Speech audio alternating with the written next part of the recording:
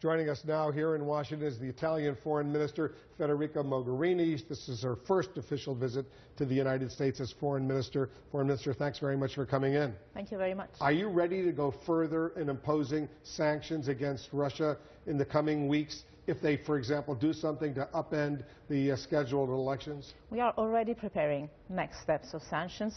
The point is that we hope that that will be effective in terms of putting political pressure on Russia to come and find that dialogue that is needed to stop the violences on the ground and allow the elections. But because so much of Europe, including Italy, they get energy, they get oil resources, gas from Russia, you'll pay a price if those sanctions are ratcheted up and that energy supply dries up. We have to make sure that sanctions apply to Russia and not to ourselves, in order also not to prevent our economic recovery to start again. But again, sanctions have to be a way of putting political pressure for finding a dialogue. How much of your energy resources come from Russia? Around 39%. So if that dries up, if the U.S. and others impose sanctions to curtail those kinds of exports, what does Italy do? We are differentiating our energy supply. We are working together with other Europeans. Obviously, we hope not to get there. The point is using sanctions as a political way of finding the dialogue, because the objective is not sanctions themselves. The objective is stopping the crisis and the conflict. Because you've met while here in Washington with Secretary Kerry, you've spoken to the Russian Foreign Minister Sergei Lavrov. Do you understand what Putin's goal is right now in Ukraine? I don't know if anybody knows that. I think that in any case we have to put pressure on them, on Ukraine itself, to find a way of stabilizing the country, making the reforms, also the reforms against corruption, sustaining Ukraine, and finding a way which Ukraine can deal with its own divisions and with the neighboring countries, including Russia. We have to call Russia back to the table. Because Russia's economy is suffering right now. That's why I've been confused by what Putin is up to. I assume you have been as well, because it's certainly not in his economic interest to have this grab on Ukraine, if you will. It is quite an irrational behavior, and I think that the Russians sooner or later will understand that it's not in their interest to behave like that.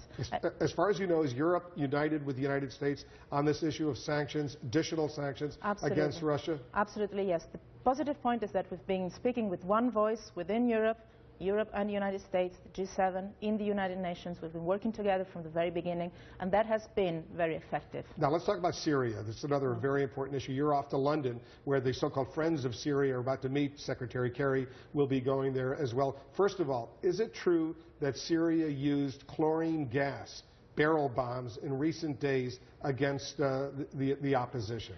I don't know. I don't have evidence of that. We'll discuss that tomorrow in London. As you said, the positive point, the only positive point about Syria is that we are proceeding quite well in eliminating the chemical weapons that were declared, and that is going to happen in an Italian port in Gioia Tauro, and we are cooperating with the international community. Is Russia still cooperating on that front? On that front, yes. And the U.S. and the European Union, the Russians, everybody's working together.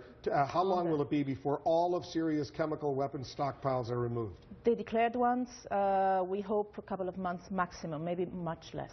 So you're more upbeat, but a lot of refugees are streaming into Italy right now, not just from Syria, but from North Africa as well, including Libya. Libya has turned out to be a total disaster, and Italy and Libya have a long-standing history. Long-standing history and a common border, I would say, which is our sea, which is a European sea, and we're trying to make all that we can to make sure that Libya has a government sooner or later, that they talk to each other, that they find a way of becoming a country with real institutions. And people are streaming to Italy on those boats, right? Yeah, it's not Libyans. It's mainly people coming from Africa and other regions of conflict through Libya. And they get to Italy. What do you do with those people? Many of them died at sea, you know.